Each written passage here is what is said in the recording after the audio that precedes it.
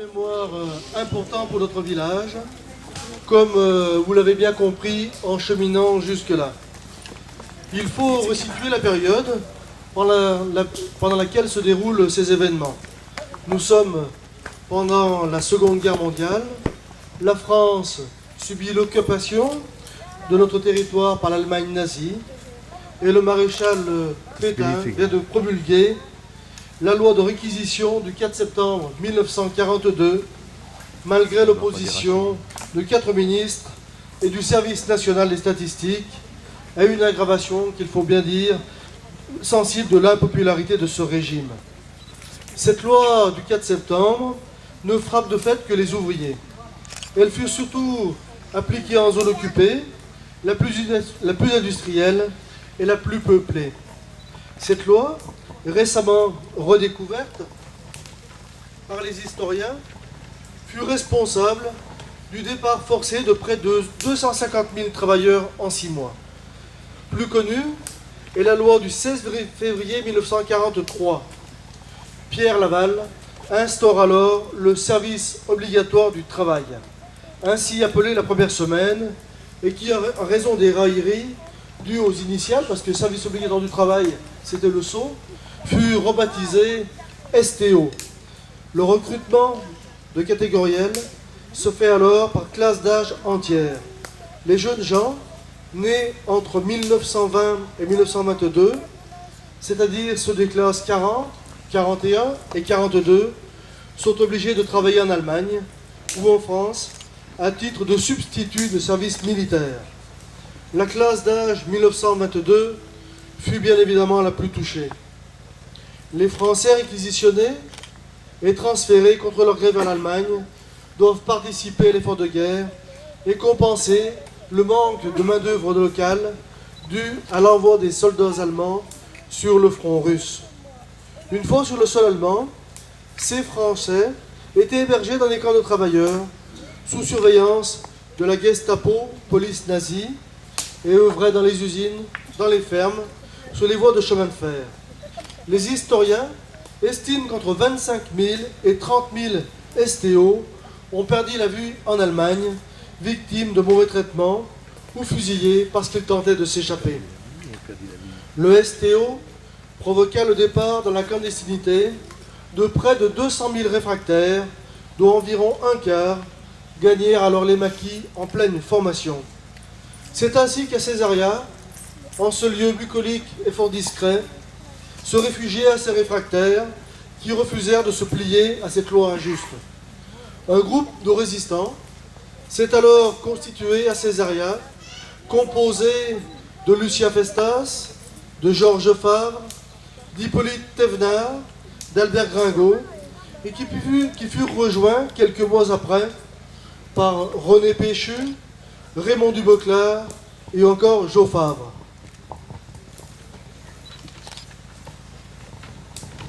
Lucien Festas, qui devait être ici avec nous et qui nous a beaucoup conté les aventures de cette époque, se souvient que c'est en sortant du conseil de révision que l'idée lui est tout de suite venue, pour échapper à la réquisition, de trouver un endroit où se cacher.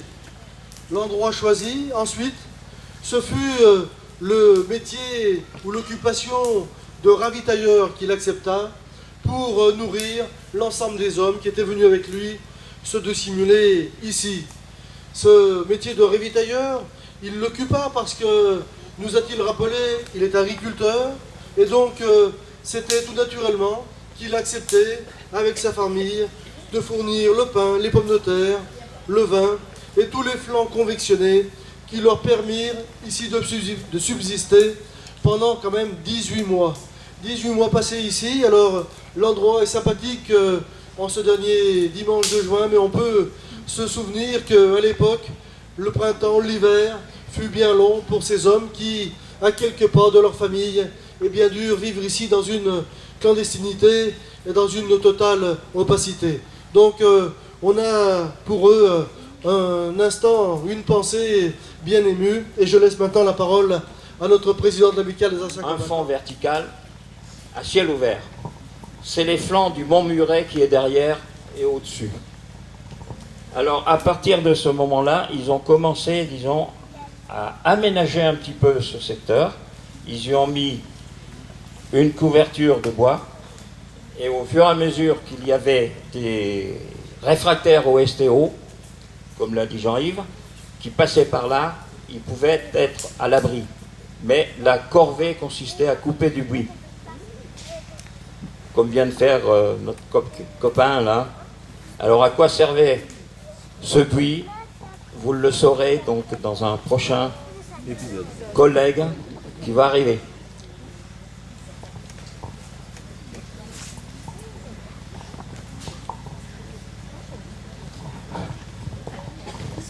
Mon nom est Raymond Dubocard. Je pense que pour les habitants de Césaria, ce n'est pas un nom inconnu, puisque j'ai travaillé de nombreuses années à l'entreprise Bouvard.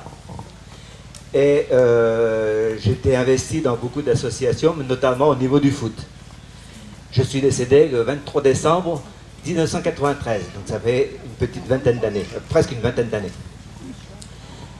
Alors, donc j'ai rejoint cette cabane du Maquis dès mon service, dès mon conseil de révision effectué, puisque j'étais réfractaire. Voilà donc comment je suis arrivé ici. D'ailleurs, le panneau vous le rappelle, donc en mars 43, mon arrivée ici. Enfin, au printemps 43. Alors, comme vous avez pu le constater, j'ai œuvré, j'ai coupé du buis pendant un bon petit moment là. La corvée de buis était quotidienne et ce buis servait à plusieurs choses. D'abord, pourquoi du buis? Tout simplement, il y a aussi autour, on en trouvait facilement, donc c'était une possibilité. Et puis ce buis, surtout, fanait difficilement, ce qui fait qu'on l'utilisait pour couvrir la cabane et éviter d'être repéré éventuellement.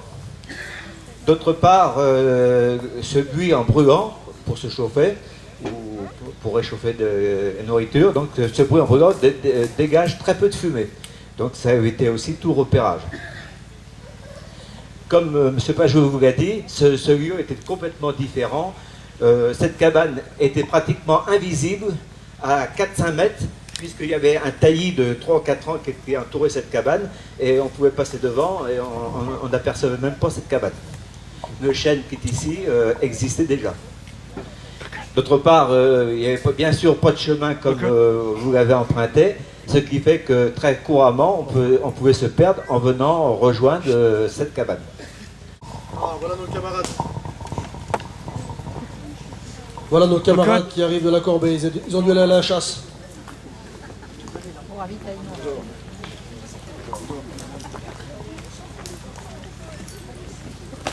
Est-ce qu'ils ont ramené à boire? Ah. Alors on a ramené.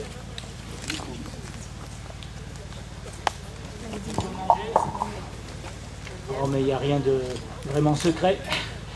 Ah, le camembert, il a peut-être un peu chauffé. Saucisson, le pain. Et puis, je pense quelque chose qui doit être mangé, mais là, je crois qu'il va falloir quand même une casserole.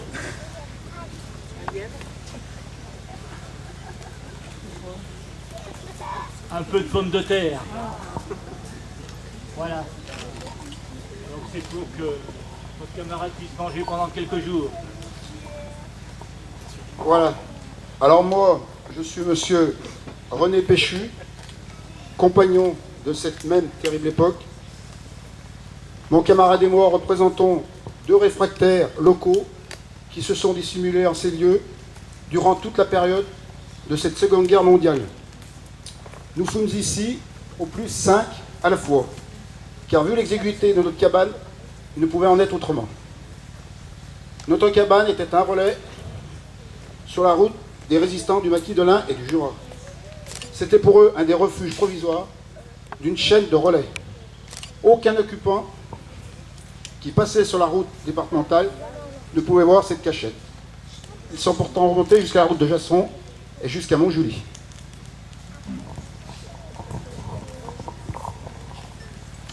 Bien, il s'agit, vous l'avez compris, d'une époque difficile de notre histoire. En 1941, le gouvernement de Vichy procède à la nomination de nouveaux maires. Et à Césaria, Camille Bonivard est destitué et remplacé. À partir de février, la résistance s'organise sur notre territoire. Un groupe s'oppose par des tracts et des journaux clandestins à la propagande gouvernementale. Et en 1942, il participe au ramassage de conteneurs parachutés dans la zone Rovona-Tosia et ravitaille en nourriture les réfractaires de la montagne. Le 17 juin 1943, arrestation de 2 résistants de Césaria, Georges Vieux et Louis Morand. Le second nommé s'évadera le 15 septembre et le premier le 11 mars 1944. Face à la résistance, dans chaque département, le gouvernement de Vichy organise la milice. Celle-ci se manifestera à Césaria le 17 juin 1944 en emmenant 9 de nos villageois qui seront échangés contre des prisonniers du maquis. Mais l'un d'entre eux, Hippolyte Thévenard, sera retenu par les Allemands et déporté à Dachau. Ce n'est que le 3 septembre, après un violent bombardement, que 87 maisons de Césaria ont été détruites, ainsi que des bâtiments communaux tels que l'hôtel de ville et l'église. L'incendie de l'usine Lachaud et la mort à déplorer de 2 civils, Madame Jeanne Morand et Monsieur Alexandre Gauthier, que les Allemands quittent Césaria. Donc, durant cette période, eh bien, certains de nos compagnons ont laissé leur vie, des familles ont été endeuillées, et nous souhaitons qu'aucun de nos descendants ne revive de semblables moments. C'est en cela que nous nous efforçons à notre devoir de mémoire. Donc maintenant, nous allons vous interpréter le chant des partisans. Amis, entends-tu le vol noir des corbeaux sur nos plaines? Amis, entends-tu les cris sourds du pays qu'on enchaîne? Oh, et partisans, ouvriers et paysans, c'est l'alarme. Ce soir, l'ennemi connaîtra le prix du sang et des larmes. Montez de la mine, descendez des collines, camarades. Sortez de la paille, les fusils, la mitraille, les grenades. Oh, et les tueurs à la balle et au couteau, tuez vite. Oh, et saboteur, attention à ton fardeau, dynamite. C'est nous qui brisons les barreaux des prisons pour nos frères. La haine à nos trous, c'est la faim qui nous pousse, la misère. Il y a des pays où les gens au creux des lits font des rêves. Ici, nous vois-tu, nous on marche, nous on crève. Ici, chacun sait ce qu'il veut, ce qu'il fait quand il passe. Ami, si tu tombes, un ami sort de l'ombre à ta place. Demain, du sang noir séchera au grand soleil sur les routes. Chantez, compagnons, dans la nuit, la liberté nous écoute. Amis, entendu les cris sourds du pays qu'on enchaîne. Amis, entendu le vol noir des corbeaux sous nos plaines.